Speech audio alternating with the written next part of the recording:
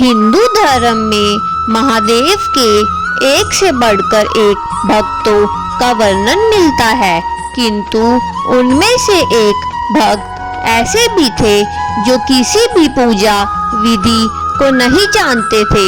उन्होंने हर वो चीज की जो शास्त्र विरुद्ध है और जिसे पाप माना जाता है, किंतु फिर भी महादेव ने उन्हें दर्शन दिए। वे इस बात को सिद्ध करते हैं कि महादेव केवल अपने भक्त के भाव देखते हैं, पद्धति नहीं। उनका नाम था कनप्पा। इनके जन्म के विषय में कई कथाएं प्रचलित है। मूल रूप से ये एक तमिल भील परिवार में जन्मे। इनके पिता का नाम राजा नाग एवं माता का नाम उड्डुपपूरा था। दक्षिण भारत विषय रूप से तमिलनाडु में इनकी बड़ी महत्ता है। ये उन 63 तमिल संतों में से एक है जिन्हें नयनार कहा जाता है। इनकी पत्नी का नाम नीला बताया गया है। ये एक व्याध थे जो शिकार कर अपना पालन पोषण करते थे। इनके जन्म के विषय में मान्यता है कि द्वापर युग में जब महादेव ने पांडु पुत्र अर्जुन की परीक्षा लेकर उन्हें पाशुपतास्त्र प्रदान किया, तब अर्जुन ने उनसे प्रार्थना की वे अगले जन्म में उनके महान भक्त बने। भगवान शंकर ने उन्हें ये आशीर्वाद दे दिया। कलयुग में अर्जुन ही कनप्पा के रूप में जन्मे और महादेव के अनन्य भक्त बने। एक बार कनप्पा आखेट करते करते बहुत दूर जंगल में निकल गया। वहां उन्हें एक अत्यंत ही प्राचीन और जीर्ण मंदिर दिखा। जब वे उस मंदिर के अंदर पहुंचे तो उन्हें एक दिव्य शिवलिंग के दर्शन हुए। उनके दर्शनों से ही कनप्पा के मन में शिव भक्ति का संचार हो गया। उन्होंने तुरंत ही उस मंदिर को साफ किया। उनके मन में उस शिवलिंग की पूजा करने का विचार आया, पर उन्हें शिव पूजा के बारे में कुछ भी पता नहीं था। तब उन्होंने सोचा कि महादेव को कुछ खाने और पीने को ही दे दिया जाए। ये सोचकर वे जंगल गए और एक शुकर का शिकार किया। उसे काटकर वे उसका मांस और एक पत्तल में लेकर चले। दूसरे हाथ में उन्होंने एक पात्र में मधुमक्खियों के छत्ते से कुछ मधु इकट्ठा कर लिया। जल के लिए कोई और उपाय न दिखा तो उन्होंने अपने मुंह में ही जल भर लिया। वे वो सामान लेकर मंदिर आए तो देखा कि शिवलिंग पर कुछ सूखे पत्ते टूटकर गिर गए हैं। उन्होंने अपने पैर से शिवलिंग से पत्ते हटाए, मुख में रखे जल से कुरला कर उन्होंने महादेव का अभिषेक किया। फिर उन्हें भोग के रूप में मांस और शहद अर्पण किया। हालांकि उनका ये कृत्य उचित नहीं था और वो सारी वस्तुएं भी पूजा के लिए निषिद्ध थी, लेकिन उनका मन पवित्र था। उन्होंने जो कुछ भी किया वो पूर्ण भक्ति भाव से किया और महादेव को केवल उसी भाव का मोह था। उन्होंने प्रसन्न मन से उसका प्रसाद स्वीकार कर लिया। अब तो ये कनप्पा का हर रोज का कार्य हो गया। वो प्रतिदिन उसी प्रकार पैरों से पत्ते साफ कर मुंह से कुरले से शिवलिंग का अभिषेक कर उन्हें मांस और शहद अर्पण करने लगा। जंगल में एकांत में स्थित उस मंदिर में महादेव की पूजा करने एक पुजारी भी आते थे जो बहुत बड़े शिव भक्त थे।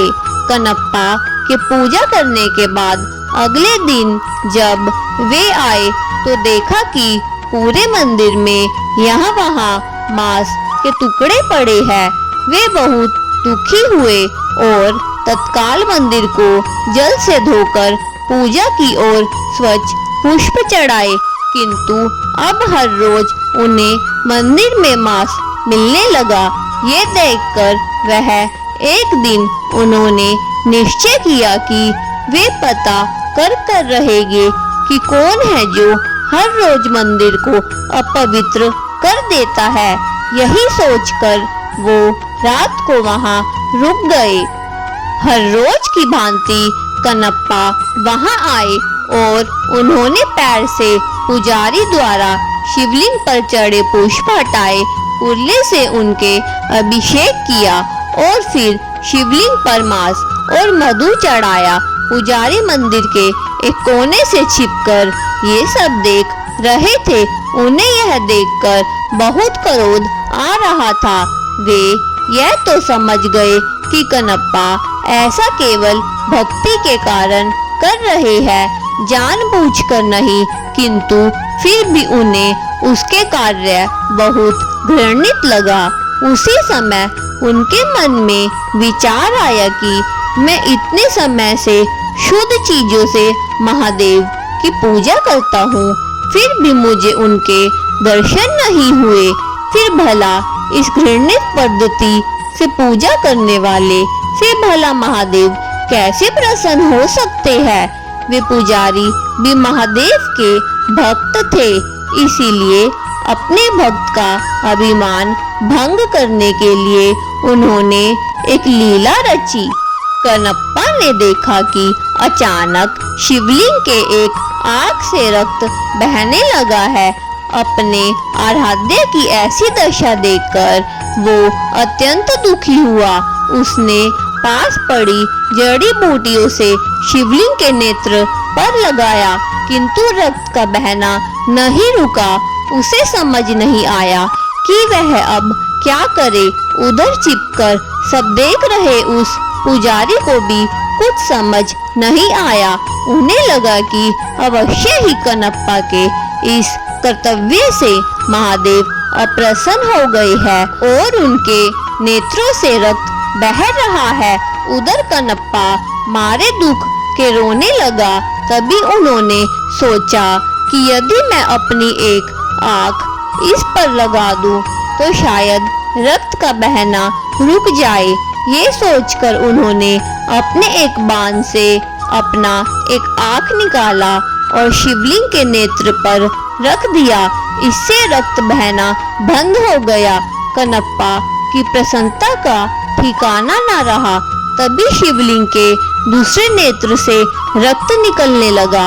अब तो कनप्पा को इसका उपचार मिल चुका था, इसीलिए उसने अपने दूसरे नेत्र भी निकालने का निश्चय किया। तब उसे ध्यान आया कि दूसरा नेत्र निकालने पर तो वो कुछ देख नहीं पाएगा, फिर सही स्थान पर नेत्र कैसे लगा पाएगा। ये सोचकर उसने अपने पैर का अंगूठा शिवलिंग के नेत्र पर रखा, ताकि वो नेत्रहीन होकर भी अपने नेत्र सही स्थान पर लगा पाए। फिर जैसे ही उसने अपने बाण से अपना नेत्र निकालने का यत्न किया, महादेव ने स्वयं प्रकट हो उनका हाथ पकड़ लिया। अपने आराध्य के दर्शन होते ही कनप्पा उनके चरणों में गिर पड़ा। महादेव ने उनके दोनों नेत्र ठीक कर दिए। तब बाहर छिपकर सब देख रहे ब्राह्मण भी अंदर आकर महादेव के चरणों में गिर पड़े। उन्होंने कहा, हे महादेव, मेरे मन में अहंकार आ गया था कि मैं आपका सबसे बड़ा भक्त हूँ, किंतु आज कनप्पा ने मेरा ये अभिमान तोड़ दिया। इनके कारण ही मुझे आज आपके दर्शन का सौभाग्य मिला। आज मुझे समझ आ गया कि आपको केवल भाव से ही प्राप्त किया जा सकता है, किसी पूजा पद्धति से नहीं। तब महादेव ने दोनों को आशीर्वाद दिया और अंत ध्यान हो गए। वर्तमान में आंध्र प्रदेश के तिरुपति जिले के कालहस्ती नामक जगह पे महादेव का वही शिवलिंग श्री कालहस्ती महादेव के नाम से स्थापित है। मान्यता है कि भक्त राज कन्नप्पा ने इन्हीं शिवलिंग पर अपने नेत्र अर्पण किए थे। धन्यवाद दोस्तों, अगर आपको हमारी आज की यह वीडियो पसंद आई हो तो कृपा करके हमारे चैनल को सब्सक्राइब और घंटी आइकन जरूर दबाएं।